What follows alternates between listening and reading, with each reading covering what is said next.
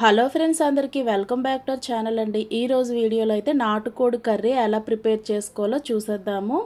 నాటుకోడి చాలా గట్టిగా ఉంటుంది కదండి, దాన్ని కూడా ఈజీగా సింగిల్ పార్ట్లో ఎలా ప్రిపేర్ చేసుకోవాలో వీడియోలో అయితే చూసేయండి. ఫస్ట్ అయితే దీని ప్రాసెస్లోకి వెళ్ళిపోదాము. 1 కేజీ అయితే అప్రాక్స్ ఉంటుందండి నాటుకోడి తీసుకున్నాను. ఇలా నీట్గా క్లీన్ చేసుకొని తీసుకోవాలి. నెక్స్ట్ అయితే దీనికి కావాల్సిన మసాలా స్పైసెస్ ఏంటనేది చూసేద్దాము. ఒక మిక్సీ జార్ తీసుకొని యాలకులు, లవంగాలు, అలాగే అనాస పువ్వు, దాల్చిన చెక్క అండి. కేజీకి ఇంతింత క్వాంటిటీ అయితే సరిపోతుందండి. నేను ఇంతే వేస్తాను. ఇంతకన్నా ఎక్కువ వేస్తే వెగటైపోతుంది కర్రీ.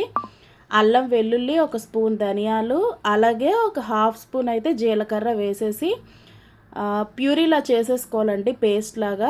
ఇప్పుడు ఒక కుక్కర్ తీసుకొని ఆయిల్ వేసుకొని ఆనియన్స్ ఫైన్గా చాప్ చేసేసి వేసుకోవాలి. పచ్చిమిర్చి, కరివేపాకు కూడా వేసుకోవాలి.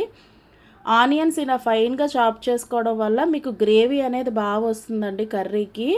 మటన్ అయినా చికెన్ అయినా మీరు గ్రేవీ కర్రీ చేయాలనుకున్నప్పుడు ఇలా ఆనియన్స్ అనేవి ఫైన్గా చాప్ చేస్తే మాత్రం మీకు మంచి గ్రేవీ వస్తుందన్నమాట. గ్రేవీ కోసమని ఎక్కువ మసాలా వేసేసామంటే వెగటుగా అయిపోతుందండి కర్రీ. ఇలా చేసుకుంటే కమ్మగా ఉంటుందన్నమాట. నెక్స్ట్ అయితే ఉల్లిపాయలు ఫ్రై అయిన తర్వాత ఇలా చికెన్ కూడా వేసేసి వెంటనే ఉప్పు కారం వేయకూడదండి, కాసేపు అయితే మగ్గనివ్వాలి. ఈ క్వాంటిటీ అనేది కొంచెం దిగాలండి, అంటే కొంచెం తగ్గినట్టుగా అనిపించి కలర్ కూడా ఫేడ్ అవుతుంది. అప్పుడు ఇది ఒక హాఫ్ అయితే మగ్గినట్టు. ఇదే పొజిషన్లో ఒక 2 స్పూన్ల కారం, అలాగే టేస్ట్కి సరిపడా ఉప్పు, పసుపు వేసేసి కాసేపు మగ్గించుకోవాలి. నెక్స్ట్ అయితే మనం ప్యూరీ చేసి ఉంచుకున్నాం కదా మసాలా పేస్ట్, అది కూడా వేసుకోవాలి ఇదే టైంలో. కర్రీ అనేది ఇలా దిగి ఉంటుందండి, కొంచెం మగ్గినట్టు అనమాట, క్వాంటిటీ అనేది తగ్గుతుందన్నమాట. మసాలా పేస్ట్ కూడా వేసేసి ఇది కూడా బాగా మగ్గించుకోవాలండి. మనం ఉల్లిపాయ వేసిన వెంటనే మసాలా వేస్తే ఒక ఫ్లేవర్ ఉంటుందండి. ఇలా కర్రీ ఒక హాఫ్ ప్రాసెస్ అయిన తర్వాత వేస్తే ఇది డిఫరెంట్ ఫ్లేవర్ అనమాట. నాన్ వెజ్ కర్రీస్కి మాత్రం ఈ ఫ్లేవరే బాగుంటుంది. ఈ మసాలా కూడా ఇలా మగ్గాలండి, దగ్గరగా మగ్గి పచ్చివాసన అంతా పోయిన తర్వాత ఇప్పుడు వాటర్ వేసుకోవాలి ఉడకడానికి సరిపడా.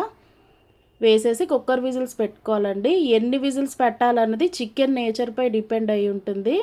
నేనైతే ఒక 6 విజిల్స్ పెట్టానండి. ఒక 5 విజిల్స్ పెట్టండి మీరైతే. ఇంకా ఉడకలేదు అనిపిస్తే మళ్ళీ రిపీట్ చేయండి విజిల్స్, అంతే. ఇలా ఫైనల్గా అయితే కొత్తిమీరతో గార్నిషింగ్ చేసేసాను. ఇలా ఈజీగా అయితే ప్రిపేర్ చేసుకోవచ్చండి నాటుకోడి కర్రీ సింగిల్ పాట్లో అనమాట. ఉడికించడానికి ఒక కుక్కరు, అలాగే మనం కూర తయారు చేయడానికి వేరే పాత్ర అలా కాకుండా ఇలా ఈజీగా ప్రిపేర్ చేసుకోండి. ఆయిల్ ఇందులో మనం వేసింది కాదండి, ఇందులోంచి న్యాచురల్గా సీక్రెట్ అయిన ఆయిల్ అనమాట ఇదంతా.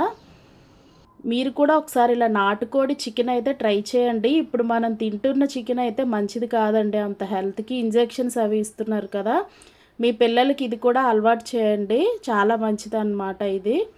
కెమికల్స్తో ఇంజెక్షన్స్తో ఇవి పెరగవు కాబట్టి చాలా మంచిది ఇదైతే. ఇదండి ఈరోజు వీడియో అయితే. మీకు నచ్చితే లైక్ చేయండి. బాయ్ అండి అందరికీ. Please do subscribe.